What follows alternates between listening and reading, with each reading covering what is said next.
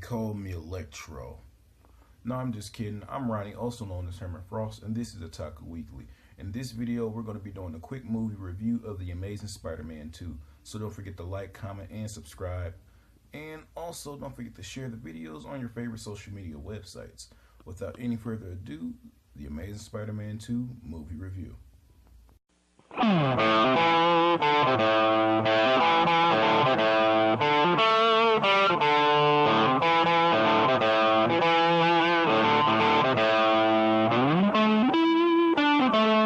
Hello, I'm Ronnie, also known as Herman Frost, and this is Otaku Weekly.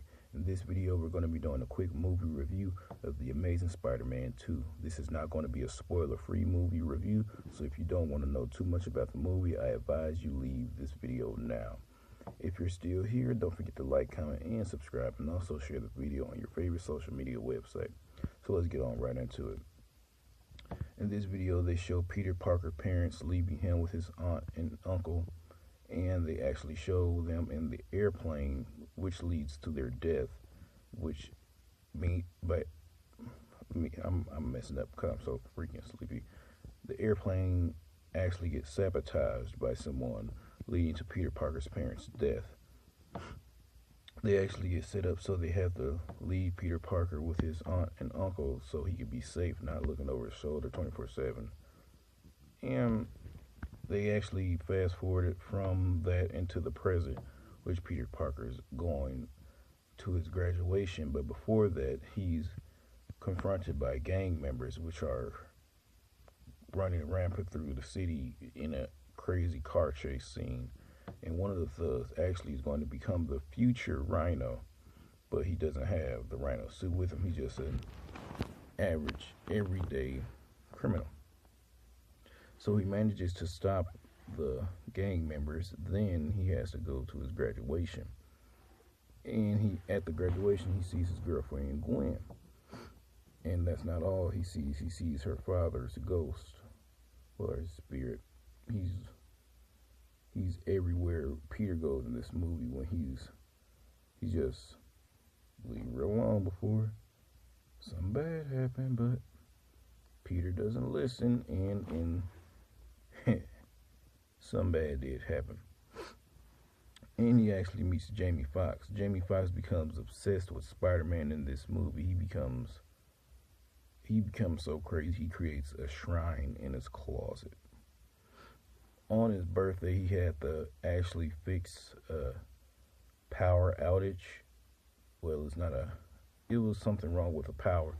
So Jamie Foxx had to hook two cables back together, and he actually got shocked greatly. And then he fell into a container full of electric eels, electrocuting him greatly. They actually thought he wasn't going to make it because he was on a bed, and he just came back to life. So, and everything electrical was starting to malfunction. So he actually went into the city,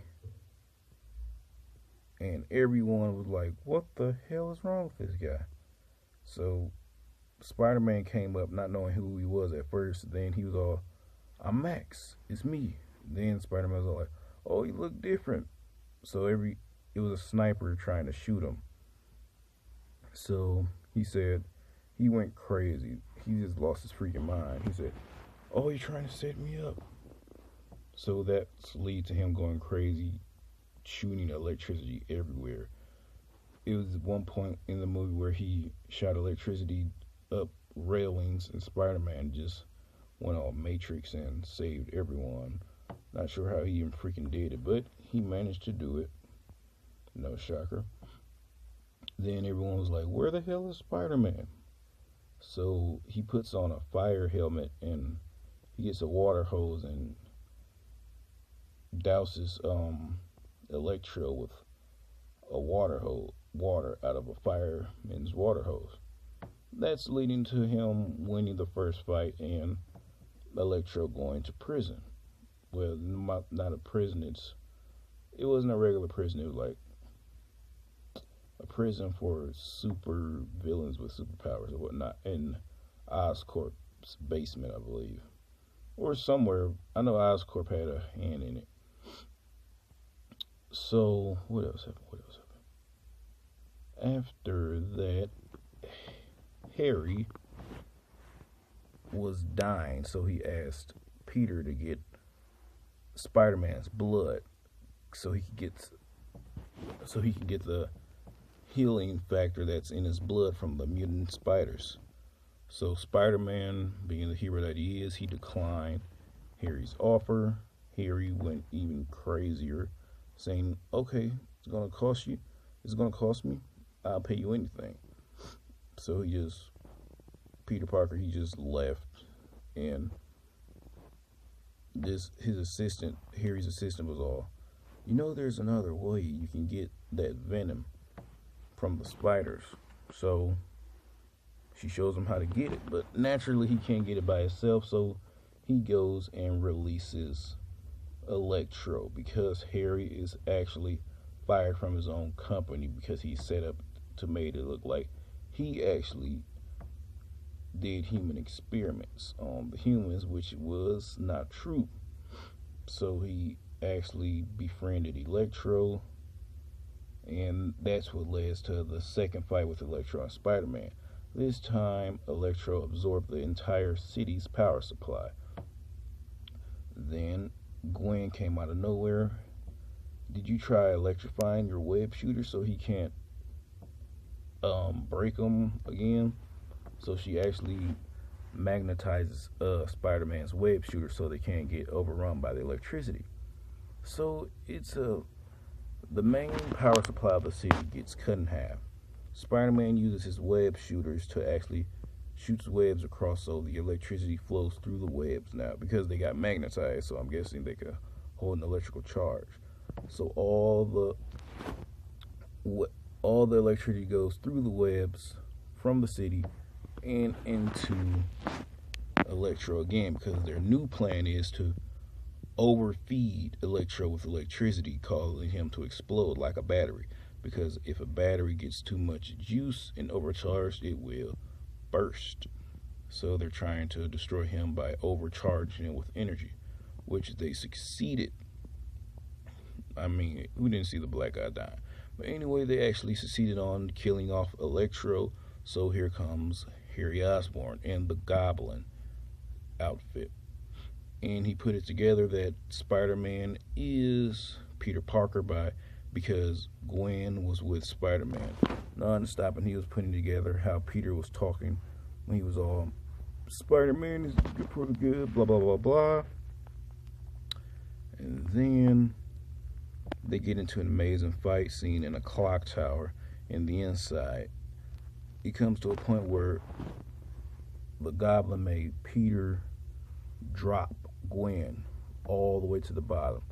He actually catches Gwen with the web, but from the sheer impact of her suddenly stopping, her body snaps, killing Gwen off. Yes, you heard it. Gwen actually dies in this movie. And it was a lot of foreshadowing about that too, because she delivers this whole speech in the beginning of the movie at the graduation. But whatever. So after he beats the Goblin, he gets all crybaby face about Gwen dying, saying, "No, you have to wake up," yada yada yada. Then they shows him and everyone at Gwen's funeral. He gave up a few months on being Spider-Man, so crime went rampant. I mean, it was crime for freaking days going on and on without Spider-Man. So they actually show Harry Osborn in a prison, and some guy came up to him, actually saying we have a few new members, keep it short, but they actually showed it, so they showed the Dr. Octopus's tentacles, the Vulture's wings, and the Rhino suits. So he says, send out the first guy, which is Rhino. And the Rhino outfit, not a big fan of it. It looked like a T-Rex's body because it's big on the top with these little arms. And it's mostly like it's going to be a prototype, and he's going to get a full human body in the third movie, I'm assuming. But if it is a third movie, I'm just guessing. But anyway, a little boy dressed as Spider-Man approaches the Rhino in the end of the movie, and he's lit. Peter Parker is listening to Gwen's speech now, so he's actually coming in as Rhino. I'm messing up. Peter Parker, he actually came back as a hero in the end of the movie of Spider-Man because he listens to Gwen's speech, and the movie goes off Peter Parker fighting Rhino. Never saw who won the fight, and at the end of the movie, after the end of the movie, we see an X-Men clip with Mystique and some other mutants, and that makes me wonder: are we going to see Spider-Man on the big screen with the X-Men? Never know. This is Ronnie, also known as Herman Frost, and this is Otaku Weekly. Don't forget to like, comment, and subscribe. Over and out.